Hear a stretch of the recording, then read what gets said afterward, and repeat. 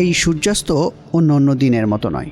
ডুবে যায় সূর্য যখন নতুন করে ফিরে আসবে, তখন বাংলাদেশের ক্যালেন্ডারে পাতায় লেখা থাকবে 2025। প্রত্যাশার পালে পাখা মেলবে মানুষ, থাকবে নতুন চাওয়া, নতুন প্রতিজ্ঞা।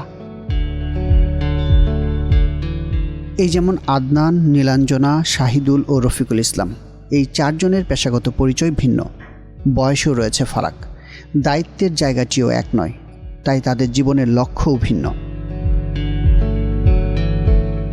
সদ্য গ্র্যাজুয়েট করা শাহিদুল কদিন আগেই যোগদান করেছেন চাকরিতে। বন্ধুবান্ধবদের সাথে সময় কাটানো আর আউটিং যার জীবনের ফুয়েল। ওয়ার্ক লাইফ বাদেও আমি ট্রাই করি 2-3টা উইকেন্ড ফ্রেন্ডদের সাথে হ্যাং আউট করার জন্য, বিকজ আমার মনে হয় আসলে ফ্রেন্ডদের সাথে হ্যাং আউট না করলে আমার মেন্টাল হেলথটা প্রবাবলি ঠিক থাকবে না। সো ওই এন্ড থেকে এটা আমার জন্য দরকার। এবং অ্যাট দ্য সেম টাইম আমি আসলে ট্রাই করি 2-3টা ট্রিপও দেওয়ার জন্য, যাতে ওভারঅল আসলে আমি কর্পোরেট লাইফের সাথে আমি একটা হেলদি ওয়ার্ক লাইফ ব্যালেন্সও আমি গেইন করতে পারি। আমার আর্নিংয়ের খুব সিগনিফিক্যান্ট একটা পোর্শন আসলে আমার ফ্রেন্ডদের সাথে হ্যাং আউট বা এন্টারটেইনমেন্ট পারপাসে যাচ্ছে। But then again it makes sense to me, because আমাকে ভালো একটা সেন্স অফ পারপাস দিচ্ছে আমার এই এক্সপেন্সটা। So overall I think it's okay for me. এদিকে কর্মজীবী মা নীলাঞ্জনা চান চাপমুক্ত জীবন, কর্মময় জীবনের চাপ কমানো ও পারিবারিক বন্ধন দৃঢ় করতে নতুন বছরে স্বামী সন্তান নিয়ে ঘুরে বেড়াতে চান নতুন জায়গায়। যে কোনো ওয়ার্কিং মাদারদের জন্য বাসা এবং অফিস মোটামুটি সমান ফেজে ম্যানেজ করাটা কিন্তু বেশ স্ট্রেসফুল কাজ। সকালবেলা ঘুম থেকে উঠে শুরু করে ঘুমাতে যাওয়ার আগ পর্যন্ত প্রতিটা সময় যথেষ্ট টাইম, মানে খুব টাইম সেন্সিটিভ, যথেষ্ট অর্গানাইজড হয়ে কাজ করতে হয়। কাজ অনেক প্রায়োরিটাইজ করতে হয় যে কোনটা করব আগে, কোনটা পরে করব। তো এই সব করতে গিয়ে আমি দেখলাম যে আমি অনেক বেশি স্ট্রেসফুল হয়ে যাচ্ছি। আমি বাচ্চার সাথেও মাঝে মাঝে রেগে যাচ্ছি, মাঝে মাঝে অফিসে হয়তো আমার ধৈর্যটা হারিয়ে ফেলছি। তো এই জায়গা থেকে নিজেকে বের করার জন্য এবছরের মাঝামাঝি আমি সিদ্ধান্ত নিলাম যে আমি আমার মেন্টাল হেলথ, আমার ওয়েলবিংয়ের উপরে যত্ন নিব। তারপরে যেটা শুরু করেছি, আমি একটা বাগান আছে, আমি আমার গার্ডেনিং আমার শখ, আমি সেটাতে আবার নতুন করে সময় দেওয়া শুরু করেছি। বাগানে সময় দেওয়া, বাগানে পানি দেওয়া, নতুন করে গাছ আনা। তারপরে দেখলাম মিউজিক আমাকে অনেক হিল করে।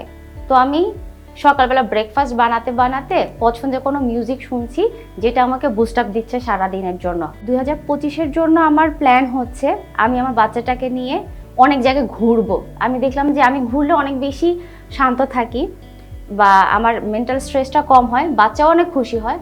তো 25 সালে আমার সবচেয়ে বড় প্রায়োরিটি হচ্ছে নিজেকে খুশি রাখার জন্য, বাচ্চাকে খুশি রাখার জন্য এবং ফ্যামিলি বন্ডিংসটা শক্ত করার জন্য আমরা অনেক বেশি ঘুরবো। মানসিক শান্তি উপরে দুজনের অগ্রাধিকারে থাকলেও ষাটোর্ধ্ব রফিকুল ইসলাম চান সুস্থ জীবন। তাই বিগত বছরগুলোর মতো রফিকুল ইসলামের চাওয়া 2025 সালটাও যেন শারীরিকভাবে ভালো কাটে। আমি আমার এই জীবনকে পরিচালনা করার জন্য এবং শরীরটাকে সুস্থ রাখার জন্য আমি একটি নির্দিষ্ট নিয়ম পালন করে খাবারগুলো খাই। যেটাতে যদি বলতে যাই যে আমি সকালবেলা পানি পান করি এবং চা খাই খুব, কিন্তু চিনি ছাড়া রং চা। আমি প্রচুর হাঁটাহাঁটি করি এবং এই হাঁটাহাঁটি করতে যেয়ে আমার কাছে মনে হয়েছে যে আমি আমার সুস্থতার কারণে আমি আমার কর্মব্যস্ত জীবনগুলোকে খুব সুন্দরভাবে পালন করতে পারছি। এবং আগামী যে দিন আসছে 2025, আমি এই 2025-এও আমার বিগত 40 বছরের যে অভ্যাসটা, এটাকে ধরে রাখতে চাই এবং ওষুধবিহীন সুস্থ শরীরে বসবাস করতে চাই। ক্যারিয়ারে ফোকাসড আদনান বর্তমানে চাকরিতে বেশ ভালো অবস্থানে আছেন। তারপরেও জীবনকে আরও নিরাপদ করতে 2025 সালে আর্থিক ব্যবস্থাপনায় মনোযোগ বাড়াতে চান। 2025 যেহেতু নতুন একটা বছর আসছে, সো আমার 2025-এর রেজলিউশনটা যদি আমি বলি, আমার একটা কোর রেজলিউশন হচ্ছে আমি ফিনান্সিয়ালি একটু স্ট্যাবিলিটি চাই। মানে অলরেডি আমি আসলে ফাইন্যান্সিয়ালি খুবই অ্যাওয়ার, বাট আমি এটাকে একটু বেশি রকমের স্ট্রেংথ লেভেলে নিতে চাই। ফাইন্যান্সিয়ালি ফিট মানে আমার কাছে আসলে ওয়েলদি বা রিচ হওয়াটা না, আমার কাছে যেটা মনে হয় ইটস আ স্ট্যাবিলিটি। বিকজ আমরা আসলে যখন যারা স্যালারিড পার্সন, যদি আমি আমার কথাটাকে বলি যে আমি যেহেতু একটা স্যালারিড পার্সন এবং কোনো কারণে আমার যদি চাকরি চলে যায় এবং যদিও আমি একটা হেলদি অ্যামাউন্টের টাকা এখান থেকে পাই, হোয়াট ইফ আমার চাকরি চলে গেল, হোয়াট ইফ আমি সিক হয়ে গেলাম। সো এইটার এগেইনস্টে আমার আসলে কোনো ব্যাকআপ প্ল্যান আছে কিনা। নর্মালি যেটা হয় যে প্রত্যেকটা মানুষের জন্য একটা ইমার্জেন্সি ফান্ড থাকা দরকার, হুইচ ইজ আমি যেই পরিমাণ টাকা খরচ করি মান্থলি, তার 6 মাসের একটা অ্যামাউন্ট ইমার্জেন্সি রাখা দরকার হয়।